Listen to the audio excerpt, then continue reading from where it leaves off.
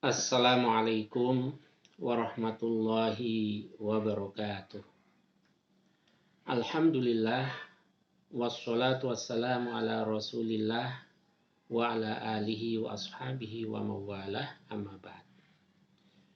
Hadirin dan pemirsa dimanapun berada, kita lanjutkan salah satu tema tentang Ramadan, yaitu terkait dengan historisitasnya, sejarahnya.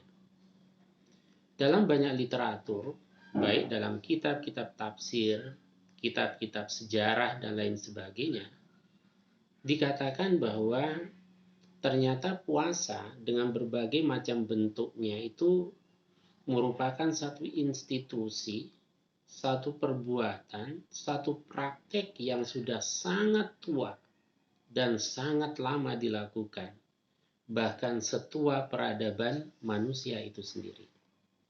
Sehingga susah untuk dipastikan kapan praktek berpuasa dengan berbagai varian dan jenisnya itu pernah terjadi.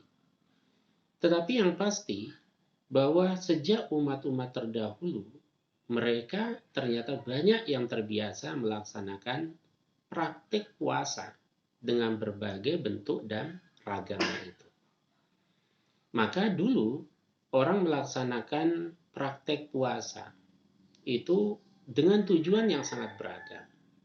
Baik untuk tujuan kebugaran, tujuan untuk meraih kesehatan, maka ada yang disebut dengan diet dan lain sebagainya. Tetapi dalam batas tertentu juga praktik puasa itu digunakan untuk mencapai iluminasi spiritual.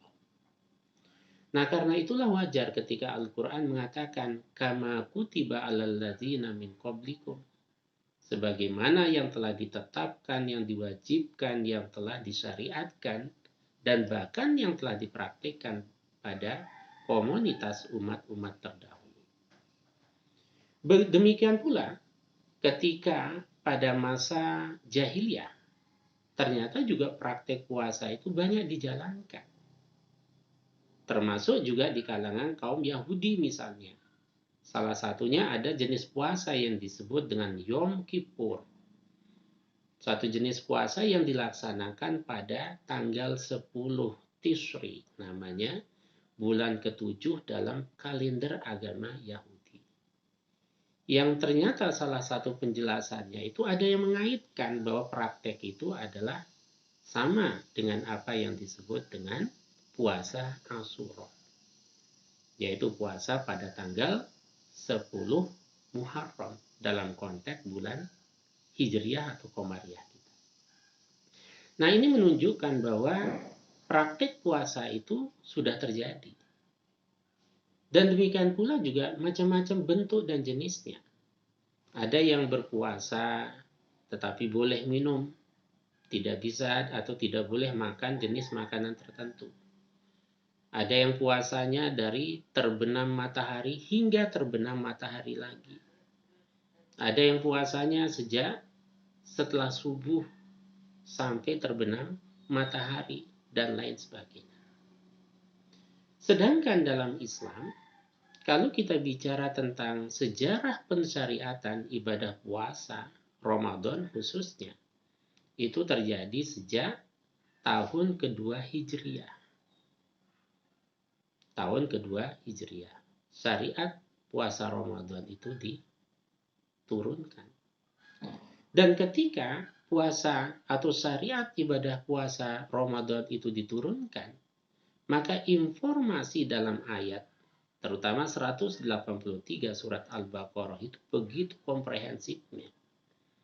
Di mana kita diseru oleh Allah Subhanahu wa taala, ya ayyuhalladzina amanu, wahai orang-orang yang beriman. Yang umumnya kata ya ayyuha itu seringkali digunakan untuk memanggil seseorang dalam jarak yang sangat jauh, atau memanggil seseorang yang terlelap dalam tidurnya. Sekalipun dalam praktiknya kadangkala digunakan untuk memanggil jarak yang dekat.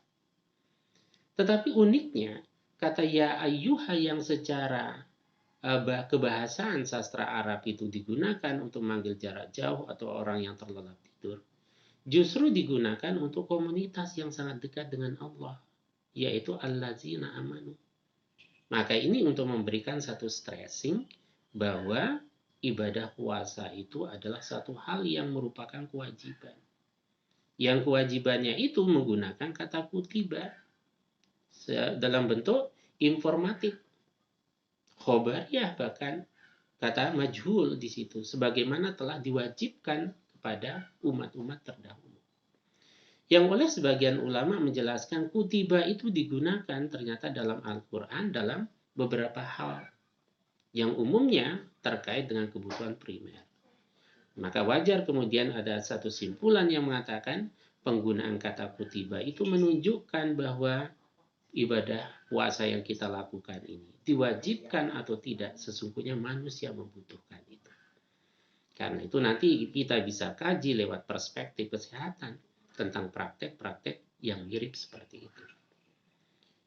Kemudian setelah menggunakan seruan yang memberikan stressing atau penekanan, digunakannya kata kerja yang pasif untuk menunjukkan bahwa ini kebutuhan yang sangat primer bagi kehidupan manusia. Lalu kemudian digunakan pensyariatan ibadah puasa itu dengan informasi cerita. Kama kutiba alal ladzina min qablikum. Sebagaimana puasa itu diwajibkan atas komunitas sebelum kamu. Seperti tadi itu, ada puasa Yom Kippur, ada puasa-puasa tertentu di kalangan komunitas dan umat jahiliyah padahal. Termasuk ketika Nabi SAW hijrah ke Madinah, menemukan sekelompok orang Yahudi sedang berpuasa, lalu ditanya, dia mengatakan bahwa dia melaksanakan ibadah puasa yang disyariatkan pada masa zaman Nabi Musa alaihissalam. Sebagai bentuk, karena pada bulan Muharram itu, Nabi Musa dan pengikutnya diselamatkan oleh Allah Subhanahu wa Ta'ala dengan memukulkan tongkatnya ke lautan. Maka ketika itu diceritakan oleh orang Yahudi, maka Nabi SAW bersabda, Ana ahaqqu bi Musa. Saya lebih berhak untuk mengikuti apa yang disyariatkan dan dijalankan oleh Nabi Musa. Itulah dalam tarikh tasyrik kemudian kita kenal yang disebut dengan syar'un man qoblana. Maka sungguhnya hadirin dan pemirsa sekalian, informasi atau cerita bahwa puasa itu juga dipraktikkan oleh komunitas terdahulu itu memberikan penekanan pada aspek psikologisnya. Bahwa sesungguhnya puasa ini bukan hal yang baru. Puasa ini bukan sesuatu yang berat. Karena terbukti orang dulu pun melakukan dan mempraktikkan dengan begitu mudah. Hanya saja ibadah Ramadan dengan puasa Ramadan khususnya yang disyariatkan kepada kita itu memiliki cara tertentu, tujuan tertentu, dan juga memiliki hikmah baik secara vertikal maupun secara horizontal. Semoga ini bermanfaat untuk memberikan kita kesadaran bahwa Allah mencintai kita, yang salah satu bentuk konkretnya adalah ibadah puasa yang memiliki dampak yang luar biasa bagi kehidupan manusia, baik dalam kehidupan fisik biologisnya, kehidupan sosialnya, terlebih lagi kehidupan spiritual, dan kehidupan yang terkait dengan hubungan kita dengan Allah secara vertikal. Semoga bermanfaat.